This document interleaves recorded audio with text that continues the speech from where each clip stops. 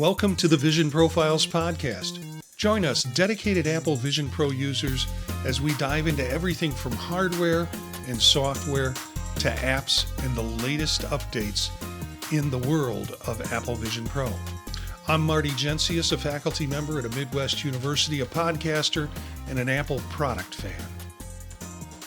And I'm Eric Bolden. I work in IT, but my interest is in finding interesting ways to share content, currently photography of plants, birds, and panoramic sequences.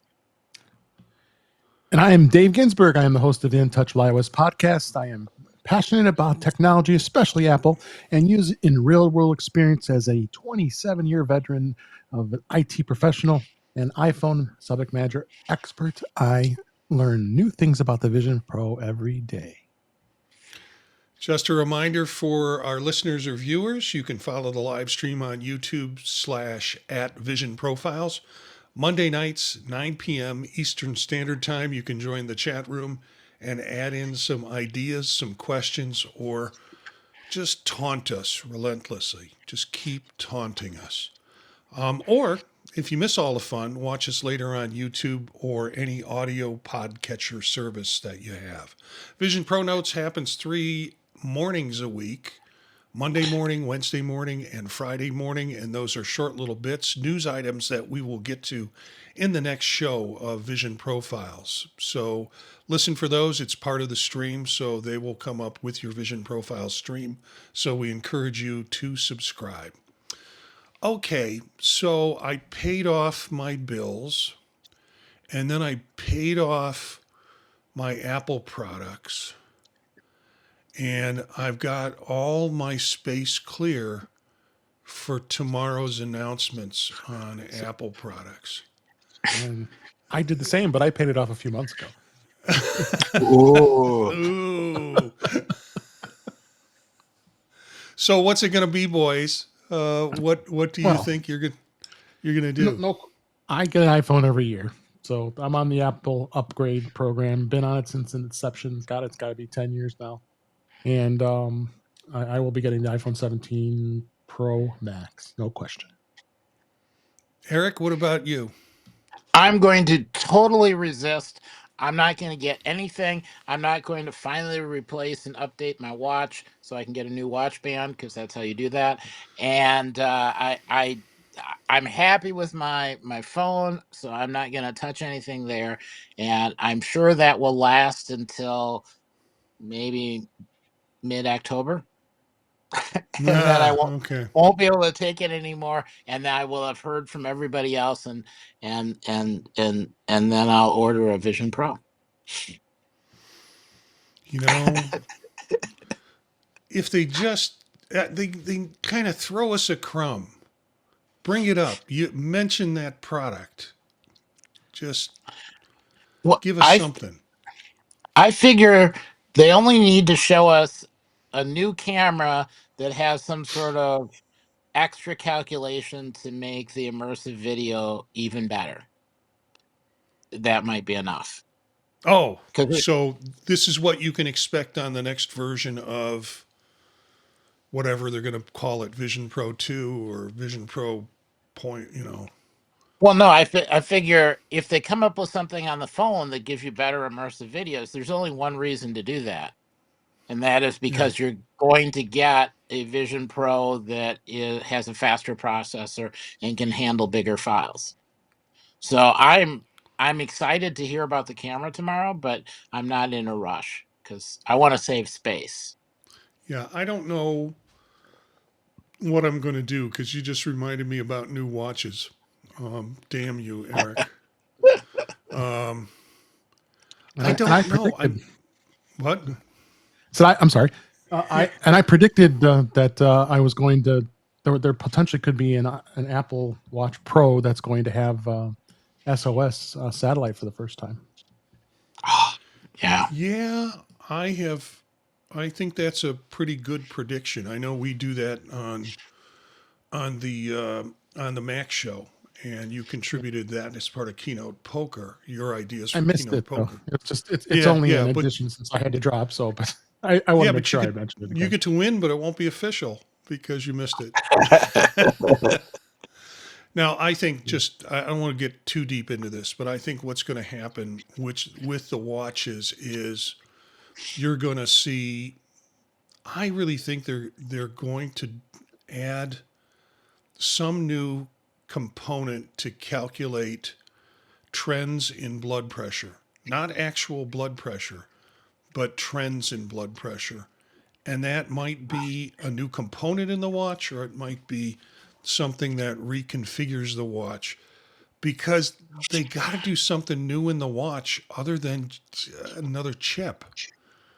And it's a health item. It gets you a little bit closer.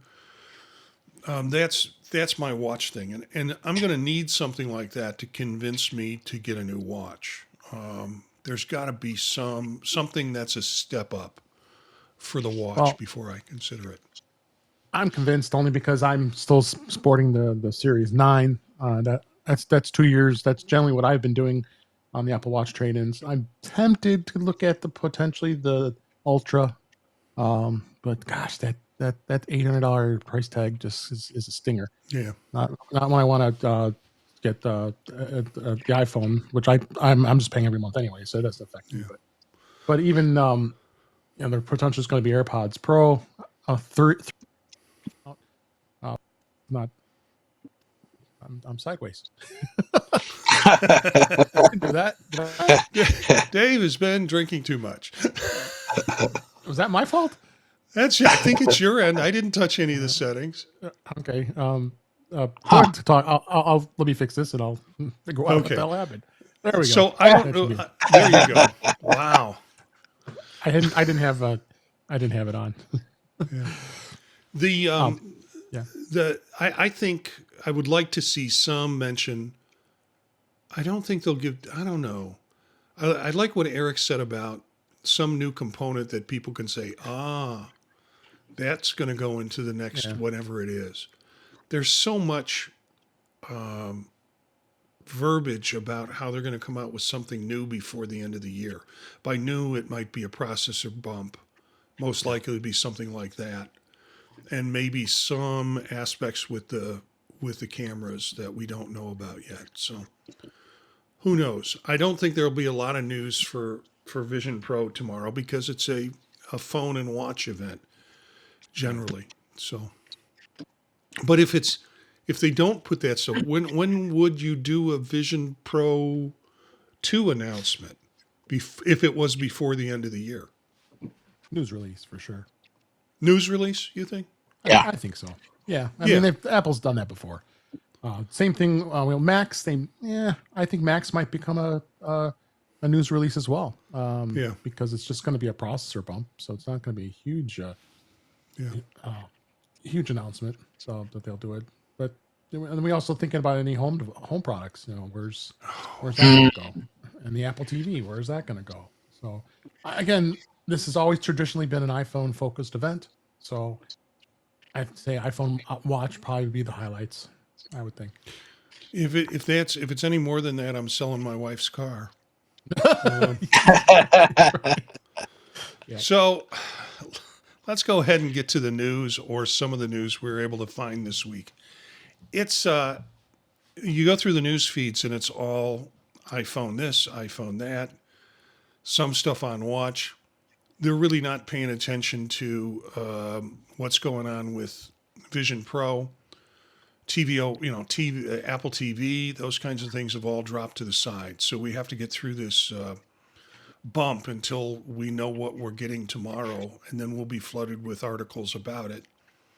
But so most of the articles are more kind of compendium articles. This first one, kind of interesting. It is Apple Vision Pro roadmap.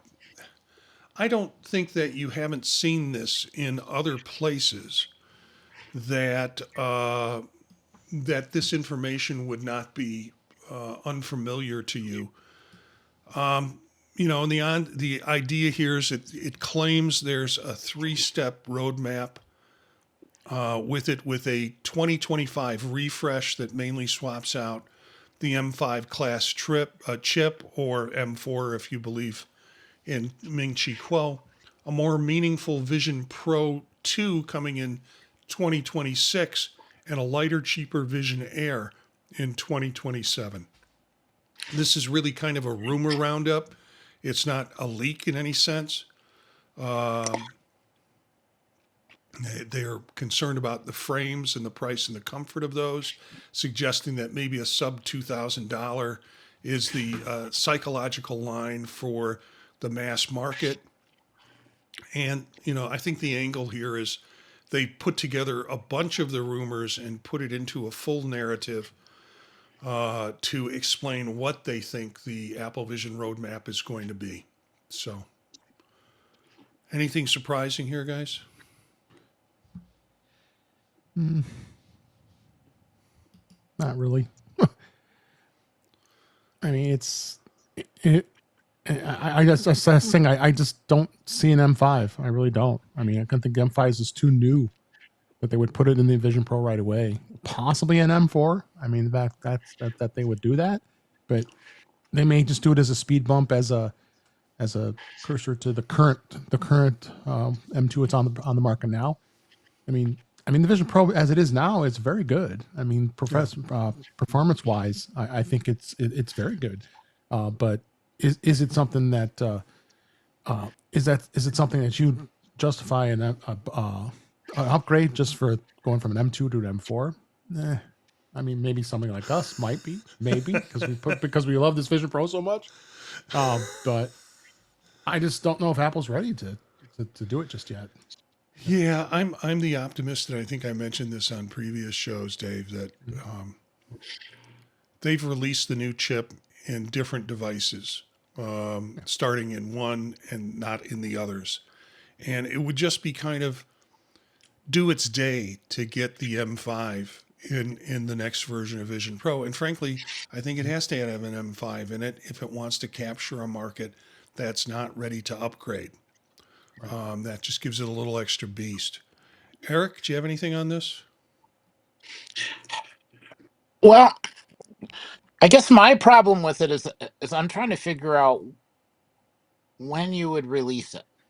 Because I was originally thinking they would do a big home theater-y thing, and we would get Apple TV, a Mini, and a Vision Pro, and then that's why it would be an M5.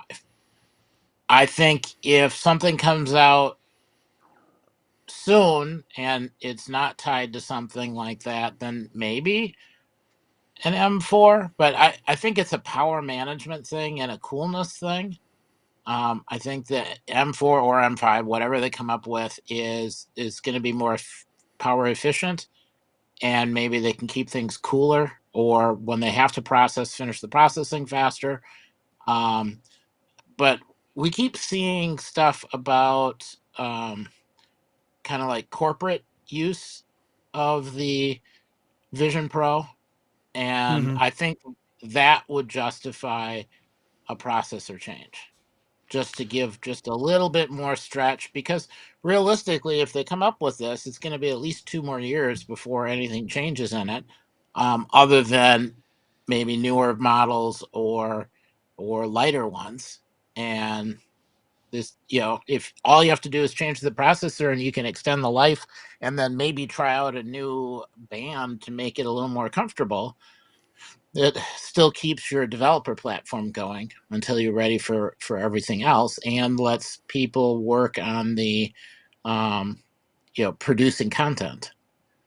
Yeah, which has always been kind of a problem with Vision Pro. I the only thing I can think of is a early to mid Apple October release of some of this stuff, because you'd think they'd want to get it within a holiday cycle. I don't know. What do you think, Dave? Yeah, it's just really hard to say. I just don't see it being something that we're gonna see that quickly. I mean, we know that I mean, we don't know, but it's speculative what the sales have been, because Apple doesn't share that. So I just don't know. It's really hard to say. Yeah. Well, if All Apple releases before the end of the year is what we're going to see on Tuesday, which I think will be limited. It's it's going to be a very sad holiday in the Gensius household, because usually I buy my own presents long before Christmas happens and tell them, So do "Don't get I. me anything. Don't get me anything. You don't want to know what I paid. Just don't get me anything." So let's go on to another. This is kind of a collection of rumors, a rumor cluster about Vision Air and a 2027 release of Vision Air. There have been a couple of articles, one in Road to VR. Apple Vision Air rumored for 2027, reportedly a 40% lighter and 50% cheaper than Vision Pro, roughly less than 400 grams and around $1,500 to $1,800. Core savings may come from reducing the premium parts like no eyesight front display, so no googly eyes and uncanny valley sort of stuff. And this Ming-Chi Kuo pegs the shipments around 1 million units in 2027, mentions supply chain specific like GIS for pancake lenses, and uses this is kind of the most citable version of the rumors. So we have a couple articles on that. This one by Road to VR. We also have one from TechSpot using damn near the same title as Road to VR does, but the content is a little bit different in terms of it. Kind of does echo the weight and price targets, notes the trade offs like fewer cameras, potentially lower resolution than the Pro. And this is a good article for kind of a layman explanation of how Apple would make and hit the mark for it. So, and then lastly, we have an article. Nope, this is a different section. So, just two articles in terms of the Vision Air 2027 rumor. Gosh, so far off. Gosh. Yeah, as I'm reading the information from it and sharing the summary notes that I have on it, I'm like, how can they make these predictions 2 years away? And this is Ming-Chi Kuo, based on supply chain.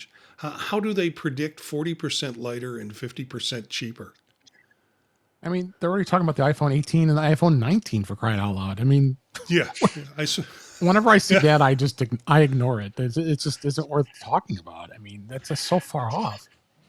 Yeah, I mean, I did see the article out today that said something about forget about the iPhone 18. We're going to talk about the iPhone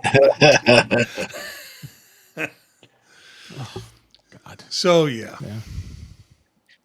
And one of Dave's favorite sources, good old Tom's Guide. Yeah. You know, they're just so pro Apple, right? Yeah, I get that.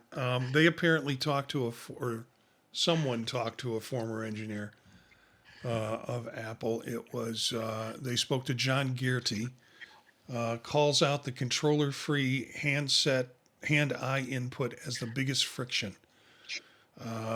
That it's controller-free, and this is a former engineering project manager, John Gearty. And the issue is the fatigue and steeper learning curve that people expect. And that's a usability fix. So that's the thing that they say, or at least John Garrity and Tom's Guide says, needs to be fixed with the Apple Vision Pro. And the article presents the other challenges that need to be addressed, according to this engineer. High price, limited content, those are the other points that are of concerns. And so this is an interview with the engineer.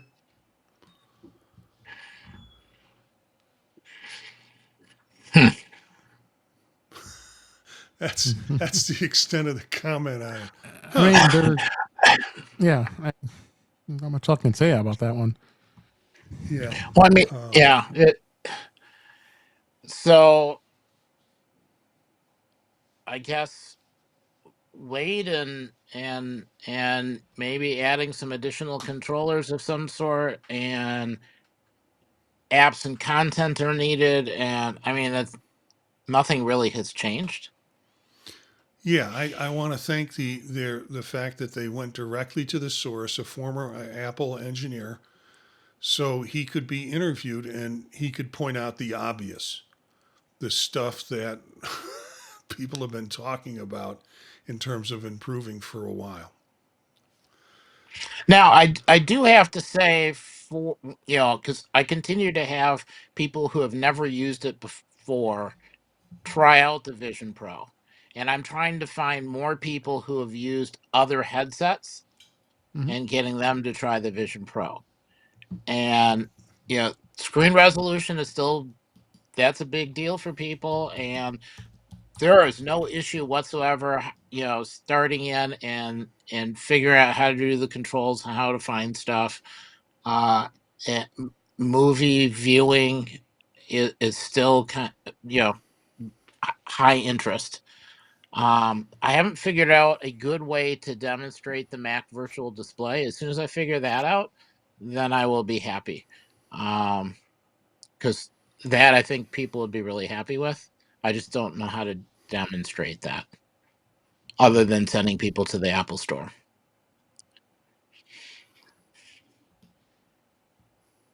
So I guess that's not a Yeah. lot about this article, but then I didn't find a lot of use. Yeah, Yeah. it is a interesting.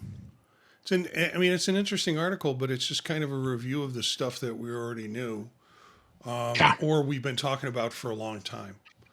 Mhm. So let's take a look at another article. And I don't want to pass this up because I know Dave loves Tom's Guide. I'm not that biased against it. It just, Okay, so we're getting a new change. We're getting a new color change. That's yeah. the prediction that space black would be welcome. I don't know. Where is the color going to go besides the edges? Are you guys a space black type person, or are you fine? I like space black on my Mac. Yeah, I mean, I've got one on my work. My Mac is a space black. I like it. Yeah, there is kind of and then there's this other article from 9 to 5 Mac. We'll also put that in. And they do a rendition of it. Okay, so if they change the color on the pads as well and the band, yeah, and even Yeah, the battery, that seems a yeah, little it just drastic. looked. Space black. I Yeah, mean, that's space what I black mean. almost looks like space gray a little bit. So, and part of the thing they talk about in this is they want to do the change in color just so if I'm wearing one, you'll know I'm wearing the 2 version and not the 1 version. Yeah. So, unless you decide to like get a magic marker and paint your 1 version. We had Well, a they story on a guy. We had a Just story put on a number guy one that on it. that did that color on the change on his. undying it. Yeah. Yeah, I'm So not I sure Yeah, I don't I'd want to know. do take the that effort. for my $3,500 Vision Pro. Yeah. Yeah. Oh, you're not supposed to dunk the whole unit? No, no. Just to be clear, do not dunk the whole unit and die. They took components apart and they did the strap and they did the light shield. And I'm not sure I would do the light shield, but yeah. Especially, you Yeah. take it off So and you got the big black rings around your eyes. yeah, do it in shoe polish. Okay. Yeah, shoe polish. Ah, Exactly. there's some That movie. possibilities with that. Okay, so this of course comes from a groomer. Because the reason this whole thing started was Mark Gurman's iPhone 17 event preview in a section dedicated to future Apple products still in the near-term pipeline. Gurman mentions that what would be a whole new look for Apple Vision Pro. Apple is posed to release the first hardware update to the Vision Pro, the controversial and slow to sell mixed reality headset. It's not a mixed well. It's more than an As it MR always headset, says. Mark. It launched in February 2024, but the update won't be much to write home about. Apple is swapping out a chip from an M2 to something newer. It's tested both the M4 and M5. It's also considered a space black version. The company is planning to roll out a far cheaper and lighter model as well, and smart glasses over the next 2 years. So it all comes from a groomer, That's right. as all good things do.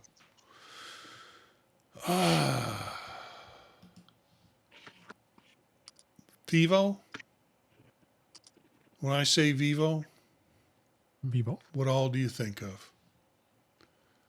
video. This, I don't. Dave and I were talking, and Eric was part of it before the show, and Dave was like, "Where do you find these sites?"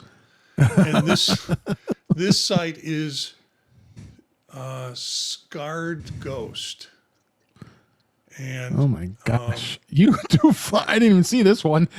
You do find And this crazy stuff. the website is the Ghost Howls, and I guess it's a blog of some Yeah, sort. it is. It is. And he does some consulting and some other things. But this guy apparently did go to China and did go. He was last week in Beijing. I had the great opportunity to try the Vivo Vision Discovery Edition, the new That's mixed right. reality headset. So, we had a previous article where it was this teaser that said, "Oh, I've tried," or "It's been tried and it's great." And then the article turned out, and this article was done by everybody about it. It turned out to be a paragraph that somebody had sent an email to someone saying it, and then they turned it into a whole article. At least this guy's got pictures and evidence, And and specs. he is trying it out, and specs. And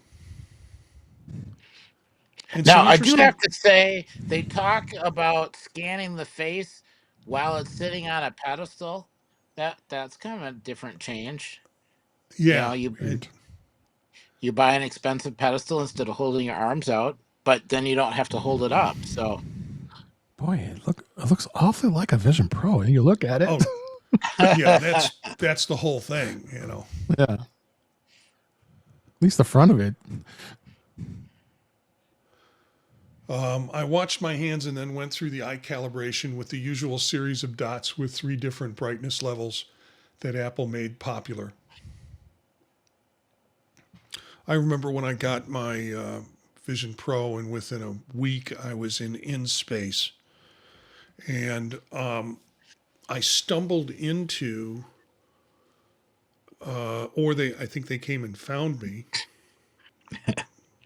a group of Chinese folks who were at a conference that specialized in AR VR. And somebody had a headset, and an Apple Vision Pro headset. And what they did was they were having people come up to their booth and try it on.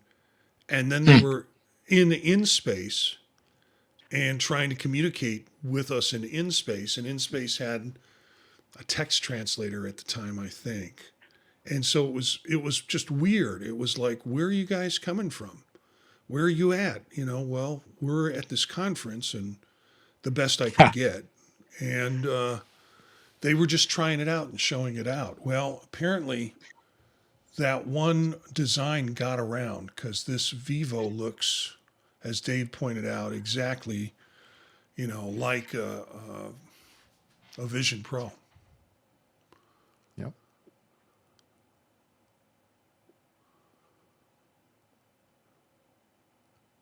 Okay, remind me to tell you a joke about this after we get off the show, because I don't want to say it at this point. But this article has specs in it, and some information. So credit to the guy who put this together. You should take a look at it. It is titled Vivo Vision Hands-On, a good, cheaper clone of the Apple Vision Pro. I noticed though that he mentioned that he couldn't find any demos compelling enough to justify buying the headset, or a use case good enough to justify spending the money. So that part, that the writing hasn't changed. They're copying that right from Yeah, that's what I said. I right from the cloned all the Vision Pro. problems with the Vision Pro. All right, we're going to move through what we have left here. I don't know. We've got 4 or 5 articles to take a look at, but some of them are all bundled together. And there are 3 of them that are about how Apple is creating a niche with the business community. And I lead off with the Wall Street Journal article, which really was, I think, the first article to come out and point it out. And then we have a couple of other articles that ran close to it. But the Wall Street Journal article talks about key issues, retail kitchen design with Lowe's, aviation training, and engineering design Dassault systems. The message is it's narrow but deep. ROI cases, enterprise first adoption, and the talking point about it being a $3,500 plus weight as being an issue, but maybe not so much. And this was the article that I covered in Vision Pro Notes the day that it came out.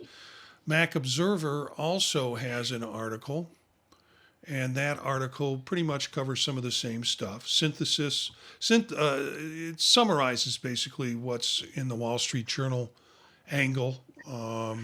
That's collaborative. Allows you to do 3D review and training. Training makes the cost palatable. And then Mac Tech did a similar article. Apple Vision Pro does best in the enterprise market. Not as extensive as other ones, just making comments about, for example, 2024 San Diego-based health group Sharp Healthcare announced the launch of Spatial Computing Center of Excellence and its pre-buys, innovation, and education center that'll focus on development efforts on utilizing the Apple Vision Pro augmented reality headset to enhance patient care. So some interesting things coming out just around enterprise traction and what we're getting with enterprise traction. Either comments from y'all? Yep, I see definitely enterprise looking at things like this. Healthcare, especially, are continuing to look at this. It's just the investment. The return on the investment is going to be tough. I mean, Yeah. it's a big major corporation that's looking at it. Well, no question. An engineering type company, no question. They're looking at it, but it's going to be a long way, a bit down the road before I think they're ready to adopt this. To having an engineer go out into a field and out to the field and use these products in real world situations. It's going to be probably more in-house, a few Vision Pros to be doing that type of research. Yeah, I don't think this is a small business device.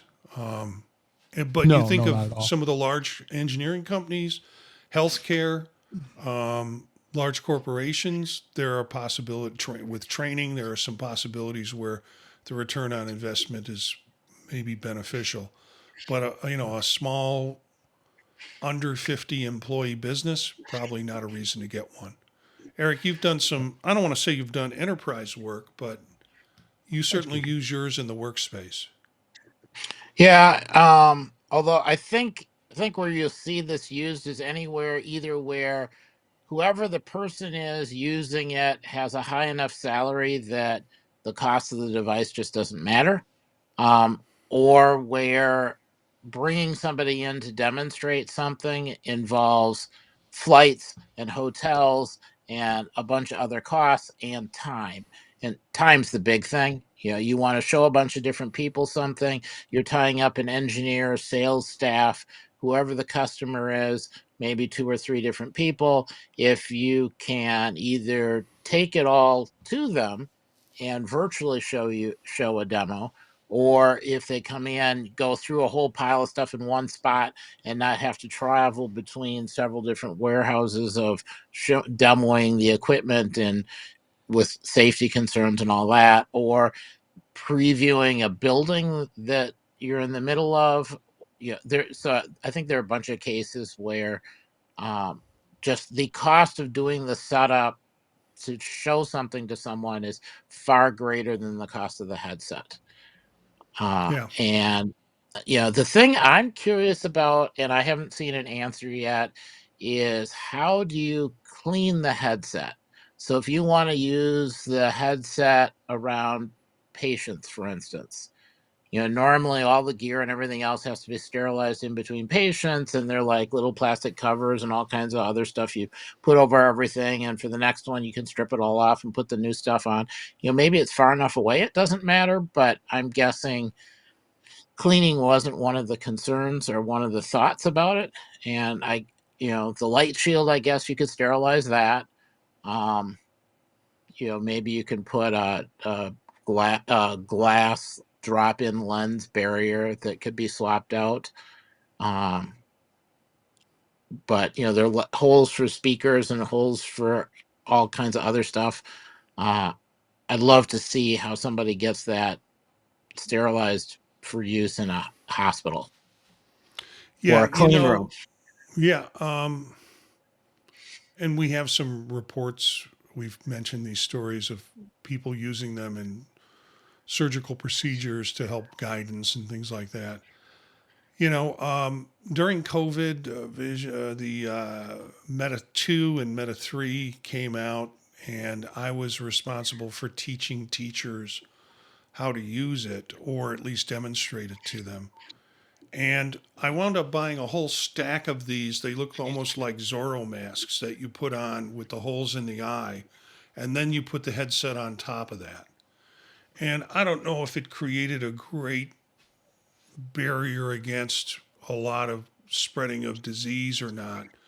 Primarily, it kept women's makeup off of my shield because that was another issue. People who were wearing pancake or other types of makeup would rub off on the cloth shield or on the, the seal Yeah. on it. So I think there's some things you can do so you're not getting direct skin to device types of connections with it. Let's go one place further. This one is for you, Eric.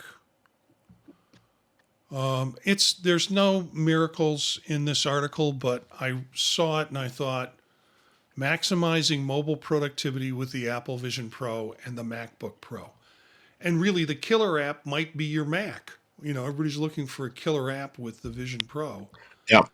and it might be your Mac in terms of doing it. And so I think that guy's a Padres fan, from what I can tell from his Yep. T-shirt. That is Padres. Yeah. All right. Well, I'm a Windows guy. Oh, he's talking about moving over to Mac for productivity. And basically, the thesis of this is the Mac Virtual Display plus the Vision Pro turns a small workspace into a multi-monitor portability. Pairing also sidesteps on-head compute limits and reduces the dongle sprawl that goes with it or can go with stuff. Yeah. Eric, I'm going to turn to you for any comments that you have because you do this or have done Yeah. this. And hands down, the only thing I would add is like AirPods, so you get the rest of the sound. Yeah. I mean, the sound is good. The AirPods, it adds an extra element with noise cancellation, so you could use it in a noisy environment.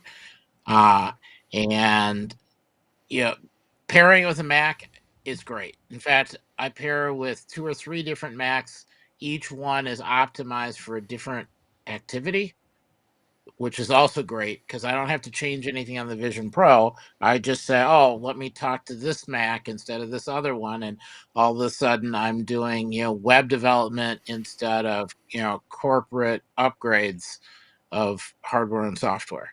And kind of neat. I'm still kind of up in the air if you've got a keyboard and a trackpad, what you pair it to.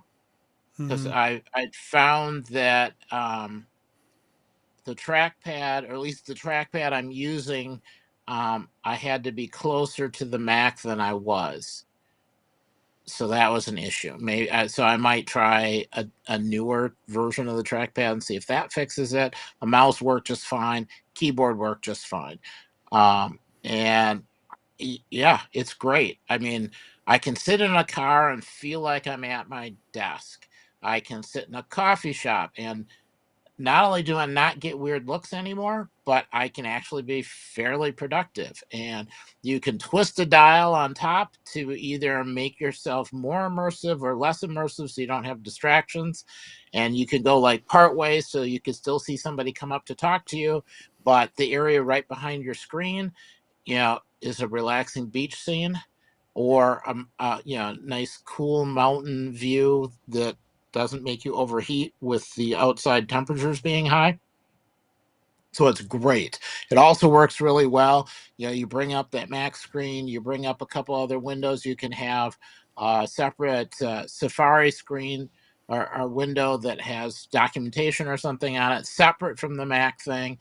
And taking screenshots works really well. You can sort of isolate different parts. It's pretty much the perfect setup. It just works and works well. And short of carrying around two two displays all the time to connect up to whatever machine I'm using, I wouldn't want to carry around a studio display everywhere that's kind of heavy, and I don't think I would drop it or lose it. So this gives me the benefits of that with the portability. It's light. Yeah, no complaints. And I would do it again with an upgrade. Okay. So you're waiting for the upgrade. Well, I'm using it now. When an Yeah. upgrade comes out, I will upgrade. Okay. We got a few quickies, I think, and some things that you all put into the show notes that we will get to. But this one is WIST delivers a Minority Report memory replay on Apple Vision Pro and also on the Quest. And talks about how you capture stuff on your iPhone Pro and then you relive it as volumetric memories on the Vision Pro or the Quest. And it's a very shareable kind of demo to be able to do it. Head on looks impressive, detail drops with kind of steep angles if you're moving it from head on to different angles. But it's supposed to be this Minority Report type experience. If you think of the movie Minority Report and Tom Cruise looking at, and they even show the video in there, Tom Cruise is looking at his little son who, did the kid die in that movie or died before the movie? I can't remember Minority Report. It's been so long since I've seen it. So that's something new. The idea that you'll be able to use WIST kind of to create this. It's currently in a private beta, but the pipeline, this pipeline also enhances captures over time. So you can pull stuff from cloud processing, and it probably has a good future use in that. Any of that looks interesting to you, folks? A couple of warnings on it. So if you capture data on one section of the room and then a little bit later you capture your cats on a different wall or whatever, it will combine from multiple images or if multiple sessions to help it fill in the blanks, which means it's hanging on to data and keeping track of it. And the privacy policy is not yet finalized.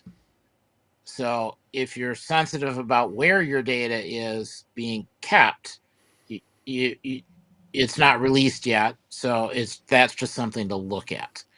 It's kind of nice it can fill in the blanks. It sounds like it doesn't really get rid of like shadows by filling in data about what the wall would look like without the shadow.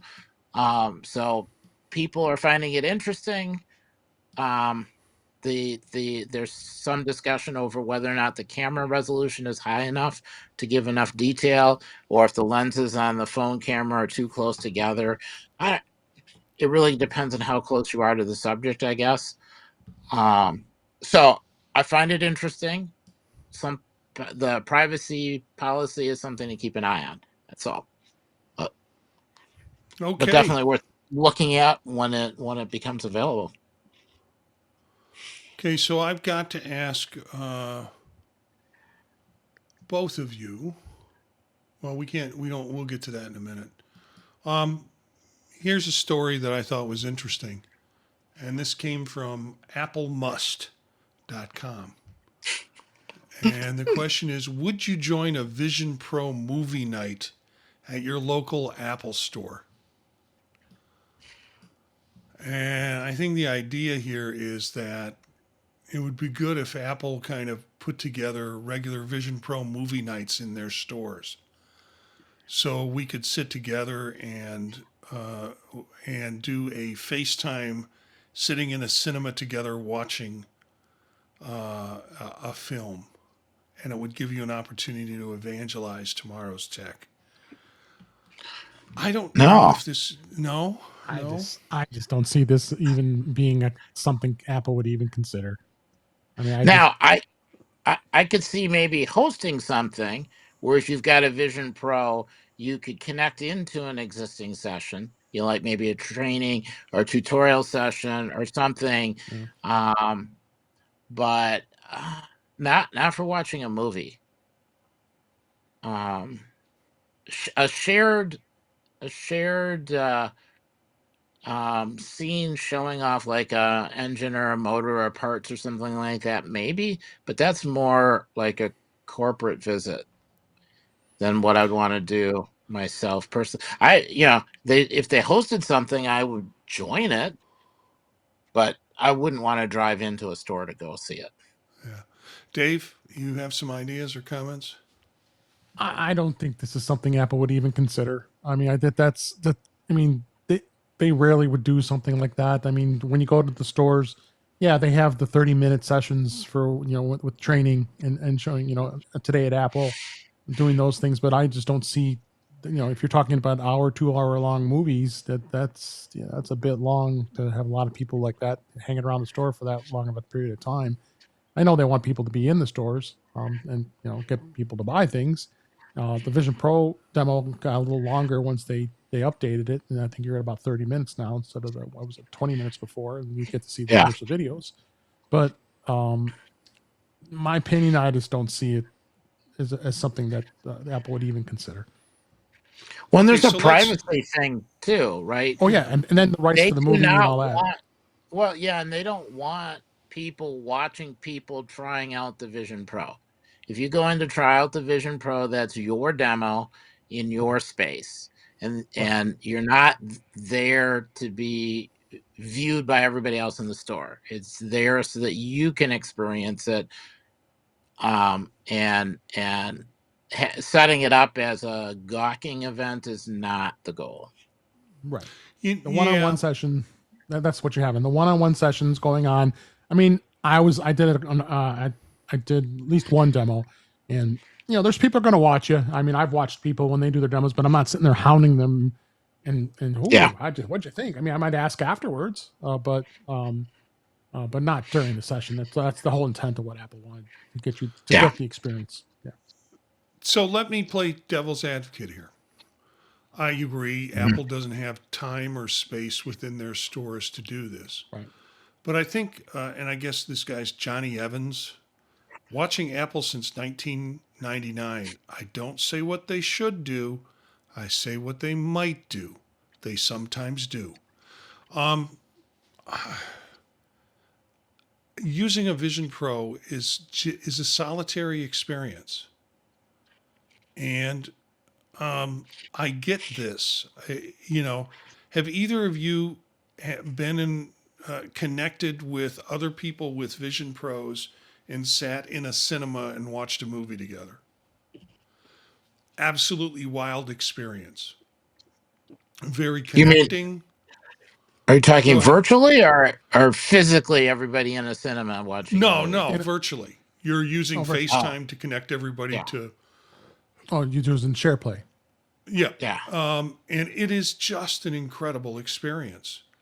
Oh, And you're sitting in a black theater, darkened theater, and you're sitting in a row of chairs, and you can look over to the right and you see the person who is not in your room. I mean, not physically in your space, but you've connected through a connection, and you're all, and you can get up to 5 people in that connection, and you're all in the room together doing that.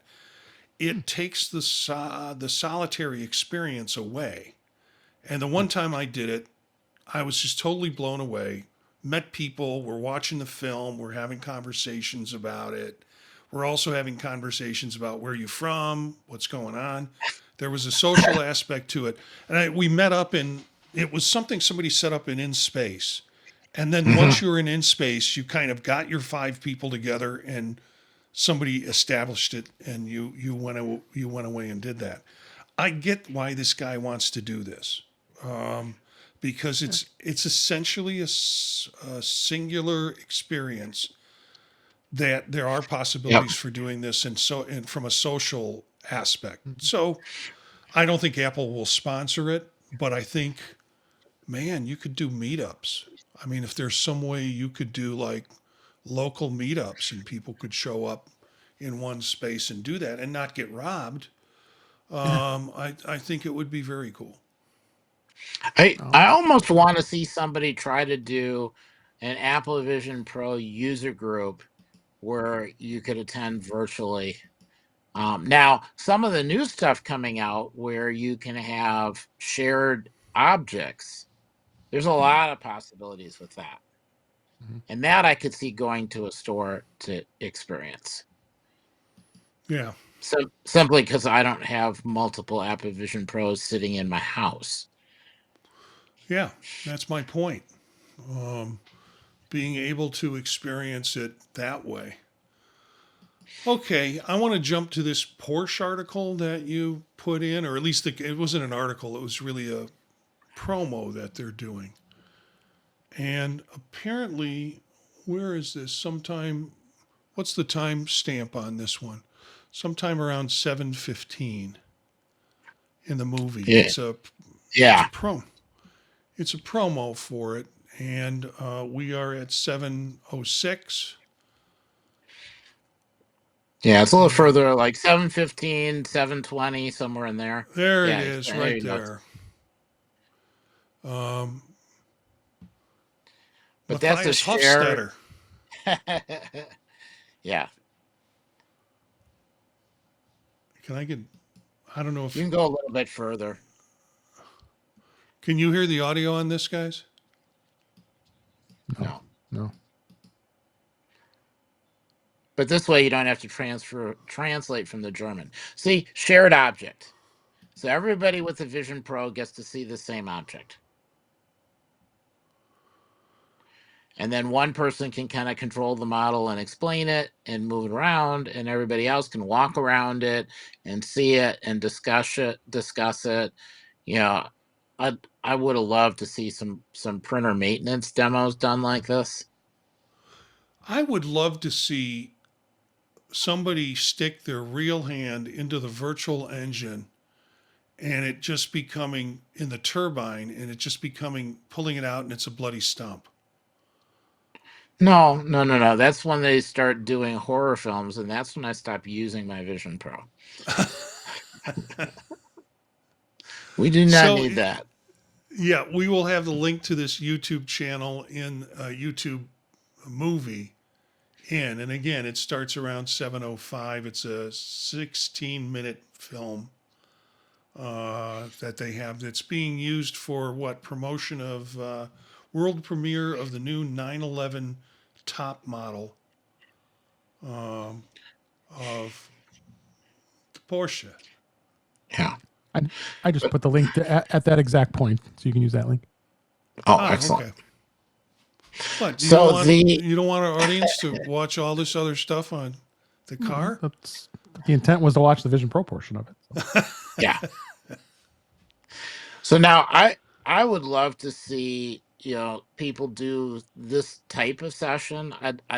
I would like to see a session on a nuclear power reactor where you could walk in and see all the parts and components and see the fuel rods and see all the parts that they leave off of the tours now because it's too dangerous. That would be really cool. Yeah. So there are Okay. many So, possibilities. yeah. I don't know which of you guys dropped this in, but we'll go to this article, which is two articles: Vision trade-in values. That was me. Do you have opinions? And I just put mine in. Ah. I have a 512, and I'd say it's in good condition, not in mint condition. And they're going to give me $1,300 for it. I just almost threw up when I saw that. No way. Yeah, I've had mine. It'd be interesting to see what if Apple does a trade in, what I get for it. Right. That doesn't shock me. That really doesn't shock me. And then Yeah. this other one, pay more. It's not horrible. Yeah. Is this one they're trying to sell? They're selling for 2,000. Yeah, the one I put in there, 22,000. Yeah, you could buy it for that right now.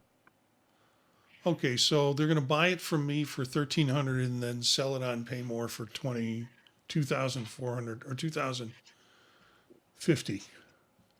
That's interesting.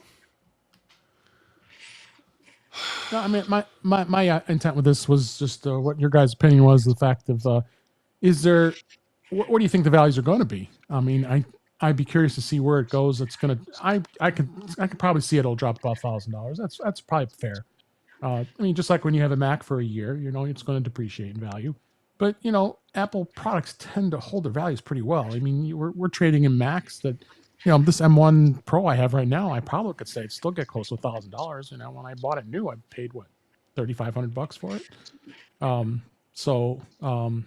I can see that, but this is also 4 years old, so we're talking about a year and a half at this point to where it's at.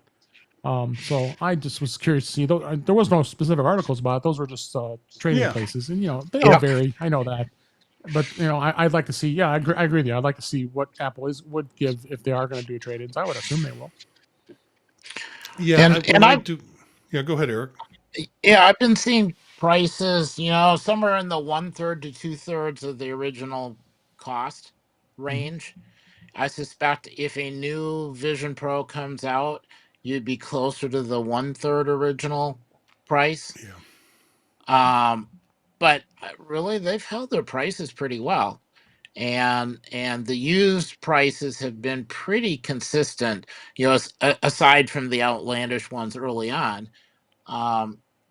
So I got one new, I got one used, and I was happy in both cases.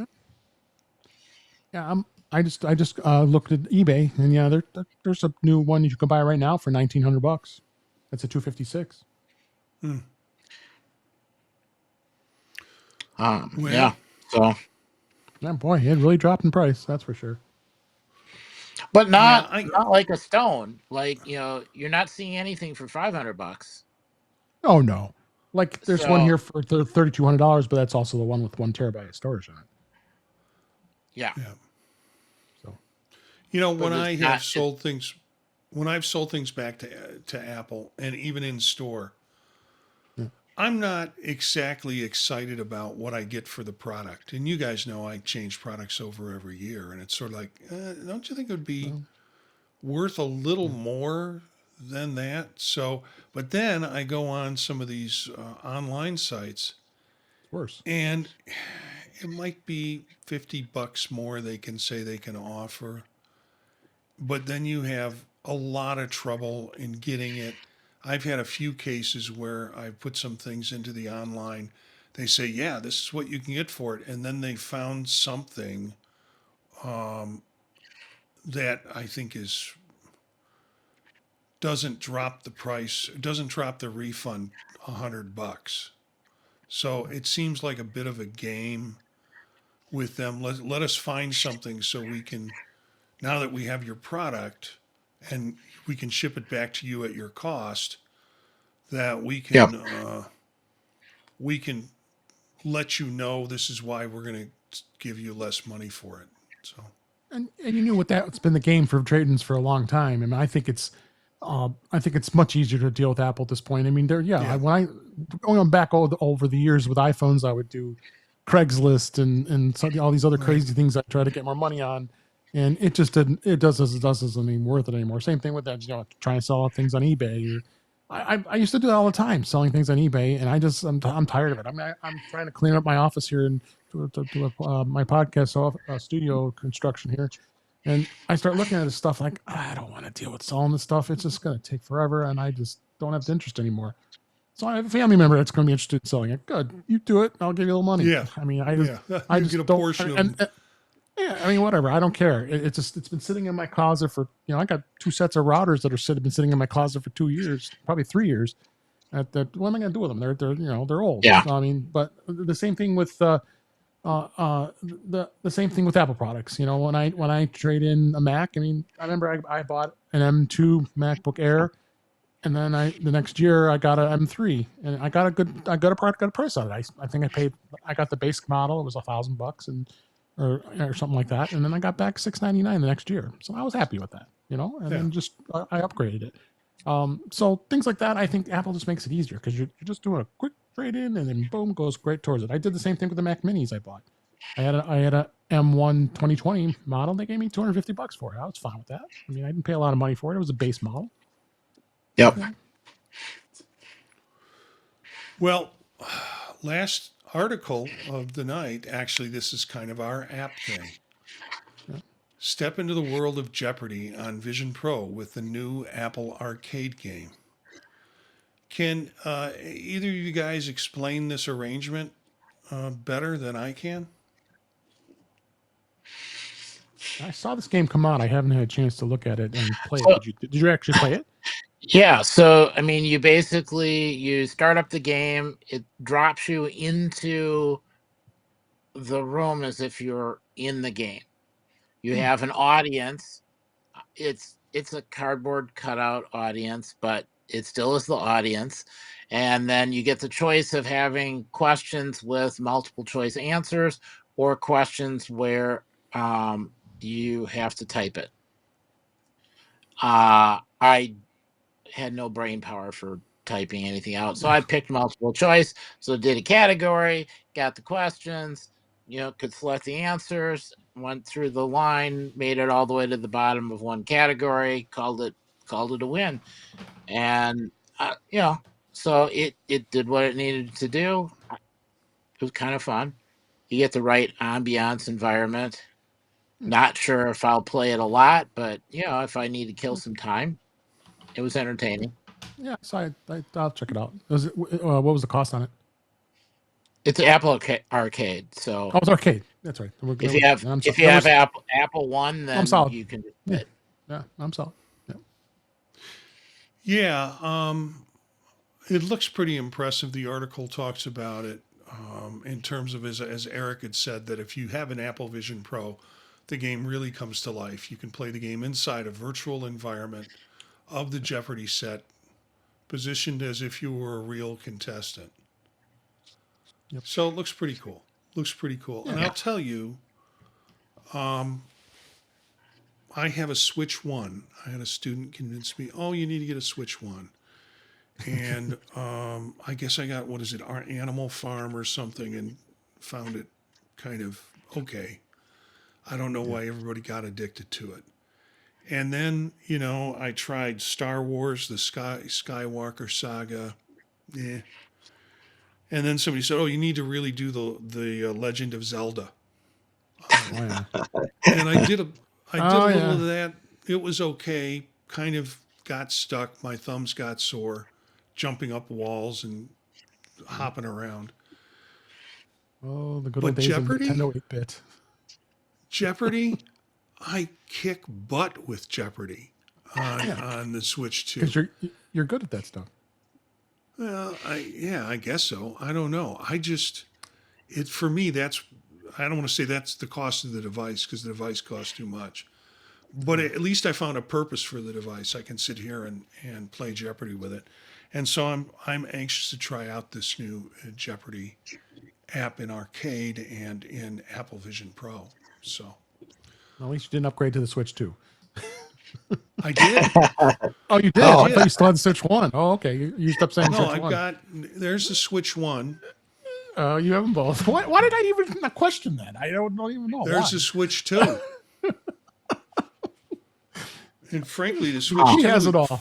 I thought I for was me bad. is too big. It's like get the bigger screen. Well, now it feels like I'm carrying around a laptop or a monitor. It's a little too big. I should have stayed with the one. Anyway, let's not go there. Remember, there's always more things to spend money on starting tomorrow. Tomorrow. So, MacStock, the digital pass is out. We have a link in the show for the digital pass if you want to go see and pay for the pass and see a bunch of great talks that were presented. Dave did a wonderful job on his. I did one or two of them, and then just other great professionals talking about how to use your Mac and Apple device And other things. and applications that will help you with that. So the digital pass, you can find it at macstockconference.com, and there's a direct link in the show notes on how to be able to get the digital pass. Vision Pro Notes, as I mentioned, comes out Monday mornings, Wednesday mornings, and Friday mornings, and it's the shorts that'll carry you to our next episode, which will be a week from today, Monday, September 15th at 9 p.m. Eastern Time. And we'll be streaming live on youtube.com/@visionprofiles. That's our channel. Thanks to everybody in the chat room. We had a good-sized group of people in the chat room. Many of them were very quiet, but we had Cletus and other 5 or 6 other folks in the chat room at times. So you can join us again with the live stream on Monday nights as we record. Where can we find you, Dave Ginsburg? Well, you find me here on Mondays. So always a pleasure being with you guys. This is such a blast. Tuesdays, actually this week, Tuesdays, I'm going to be on For Mac Eyes Only. We do a reaction time episode to the announcements. So that's on YouTube. Check that out. We will have a lot of fun. We have a lot of fun doing that each time there's an Apple event. Tuesday nights, I'll be on Mac Voices Live. We'll be recapping the event this week, so that'll be fun. And then, of course, In Touch with iOS records on Thursday nights, 7 p.m. Central, 5 p.m. Pacific. On my YouTube channel, youtube.com/In Touch with iOS, as long as my website, intouchwithios.com. And then Fridays, most times I'm on the Mac Show on the British Tech Network. We'll be reviewing our bingo. So we got a lot of stuff. This is going to be a busy week of podcasts. Yeah, that's what I mean. Busy and fun week. And fun. A lot of fun, yeah. And, so, we'll be placing our orders before the next Friday morning. Mac Show. Yeah. More than likely. Yep. Friday morning, we'll be talking about how much money we're underwater. I set my alarm, usually 7 a.m. Central Time, to make sure I get the order in right away for the iPhone. And then social media, I'm on Blue Sky, Mastodon most of the time at DaveG65. Thanks again, Marty, and having me out here. Thanks for being here, Dave. Eric. I can be found on Mastodon at EA Bolden at mas.to. Otherwise, what day is today? Monday. Monday's here. And um, uh, it's one of those days. VP. Just Vision look in front profile. of. Tuesdays on Mac Voices, MV. covering Mac OS stuff, and Thursdays I'm in touch with iOS, so we can cover everything else. So my week-long progression through all of the OSs and hopefully all new ones continues. So, Eric, you have a Mastodon or a Blue Sky handle people can look at? Oh yeah, you need that too. Yeah. Oh, that was that at EA Bolden at mas.to. Okay, great. And at EA Bolden on Blue Sky as well. You can find me at Gencius, Jencius, at mastodon.social or at Blue Sky. And then again here, Vision Pros every Monday night, Vision Profiles every Monday night, and Mac Voices on Tuesdays, Thursdays with Dave on In Touch with iOS and Eric. In fact, you're on Tuesdays and Thursdays. So we spend a lot of We're time together all week. Yeah. And a bunch of other projects I'm involved in, you can find at the website, thepodtalk.net. And that'll connect you with this show and other shows that I'm putting together. You can always email us at thepodtalknetwork@gmail.com. Our bumper music is Free Jazzy by Steve Combs, courtesy of the Free Music Archive. Learn more about Vision Profiles, podcast, other stuff, as I mentioned, at thepodtalk.net. Spread the word to other visionaries. Thanks for listening, and we'll see you next time.